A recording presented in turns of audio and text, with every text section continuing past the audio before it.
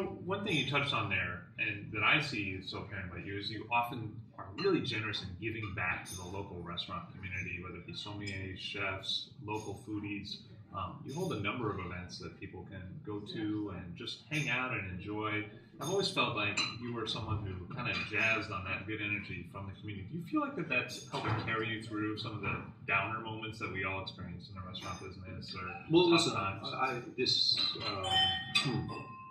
I say this in all honesty. I love what I do and where I do it. I don't look at this as a job. I think the majority of us in this business, if we actually looked at it as a job, we would find many other things to do. One, because many other places would offer more money, better hours, a kinder and gentler work environment. But I grew up in it. I'm fully indoctrinated in it.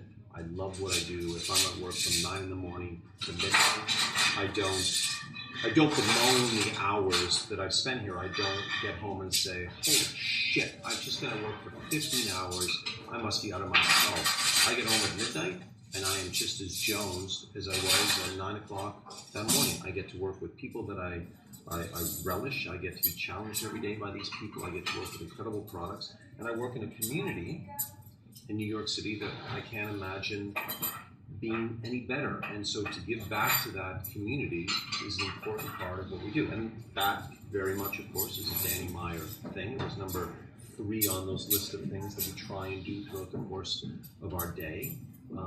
And I've been lucky at Terroir that because of some things that we've done, that a number of sommeliers look at Terroir as sort of being, maybe not the clubhouse, but at least a clubhouse for activities that take place in the city. And I'm gratified by that every single day. Rightly so.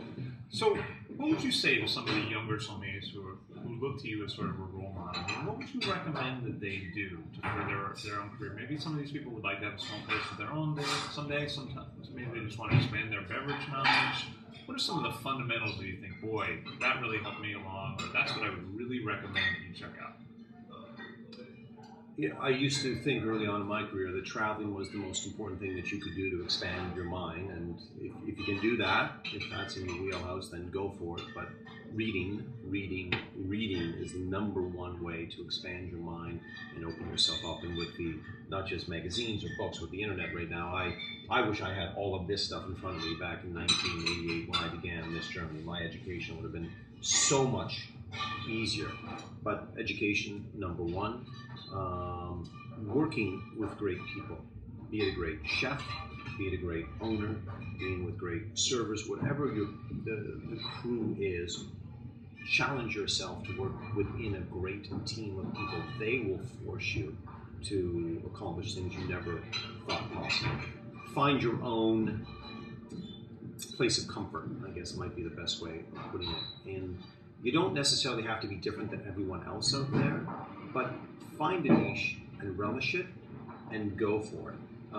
Trying to be all things to all people right now on a wine list isn't possible. One doesn't have enough money, there's not enough selections, there's not enough storage space to do that, and there's nothing at all wrong with specializing there. You know, if I would dare say, if there's another grape that deserves an entire seasonal celebration, it's got to be Chenin Blanc, for God's sake. So we need an advocate of Chenin Blanc out there who's going to push that conversation. And if your love is Argentinian Malbec or Australian Chardonnays or Piedmontese Nebbiolo, whatever, get there, seize it, push it forward, be an educator. Don't just be a seller of grape juice. Be an educator for what you love to do. And then we talked about you being sort of a gateway for so many young people. When someone sits down with you and you think, boy, I'd really like to employ this person at one of my wine bars or art, what are some of the attributes of those people that we've seen come through what I would think of as Paul G's University mark? If you're going to come and work at Hearth of the Terroirs, what I look for is not your service experience. What I look for is not your level of knowledge. What I absolutely look for is your understanding of hospitality. And there is a massive difference between service and hospitality.